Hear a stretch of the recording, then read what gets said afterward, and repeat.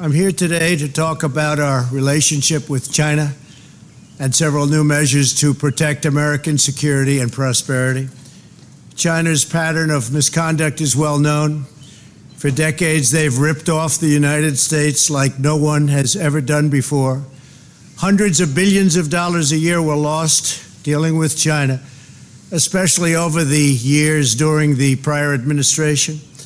China raided our factories, offshored our jobs, gutted our industries, stole our intellectual property, and violated their commitments under the World Trade Organization. To make matters worse, they are considered a developing nation, getting all sorts of benefits that others, including the United States, are not entitled to. But I have never solely blamed China for this. They were able to get away with the theft like no one was able to get away with before because of past politicians and, frankly, past presidents.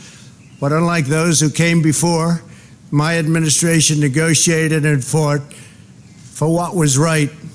It's called fair and reciprocal treatment. China has also unlawfully claimed territory in the Pacific Ocean, threatening freedom of navigation and international trade. And they broke their word to the world on ensuring the autonomy of Hong Kong. The United States wants an open and constructive relationship with China, but achieving that relationship requires us to vigorously defend our national interests. The Chinese government has continually violated its promises to us and so many other nations. These plain facts cannot be overlooked or swept aside. The world is now suffering as a result of the malfeasance of the Chinese government. China's cover-up of the Wuhan virus allowed the disease to spread all over the world, instigating a global pandemic that has cost more than 100,000 American lives and over 1 million lives worldwide. Chinese officials ignored their reporting obligations to the World Health Organization and pressured the World Health Organization to mislead the world when the virus was first discovered by Chinese authorities. Countless lives have been taken and profound economic hardship has been inflicted all around the globe. They strongly recommended against me doing the early ban from China, but I did it anyway and was proven to be 100% correct. China has total control over the World Health Organization, despite only paying $40 million per year compared to what the United States has been paying, which is approximately $450 million a year. We have detailed the reforms that it must make and engage with them directly, but they have refused to act. Because they have failed to make the requested and greatly needed reforms, we will be today terminating our relationship with the World Health Organization and redirecting those funds to other worldwide and deserving urgent global public health needs. The world needs answers from China on the virus.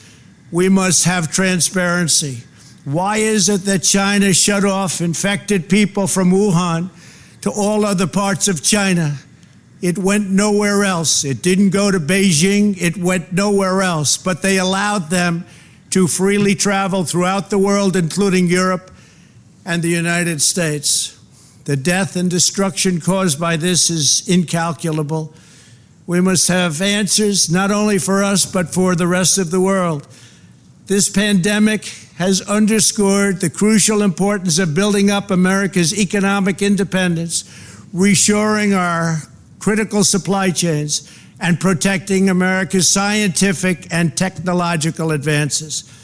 For years, the government of China has conducted illicit espionage to steal our industrial secrets, of which there are many.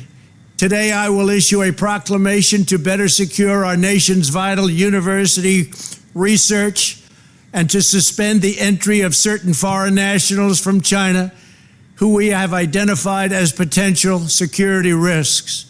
I am also taking action to protect the integrity of America's financial system, by far the best in the world. I am instructing my Presidential Working Group on Financial Markets to study the differing practices of Chinese companies listed on the U.S. financial markets with the goal of protecting American investors.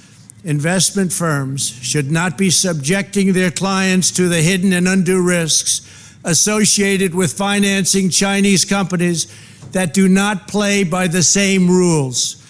Americans are entitled to fairness and transparency. Several of the most significant actions we're taking pertain to deeply troubling situations unfolding in Hong Kong. This week, China unilaterally imposed control over Hong Kong's security.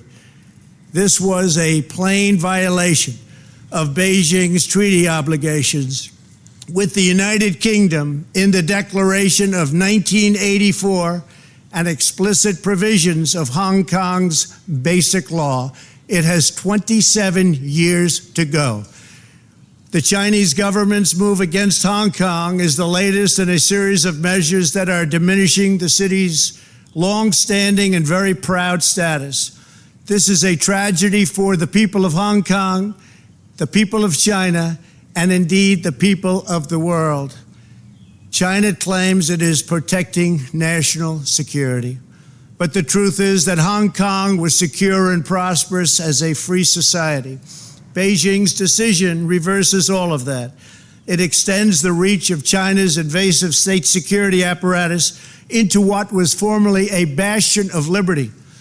China's latest incursion, along with other recent developments that degraded the territory's freedoms, makes clear that Hong Kong is no longer sufficiently autonomous to warrant the special treatment that we have afforded the territory since the handover.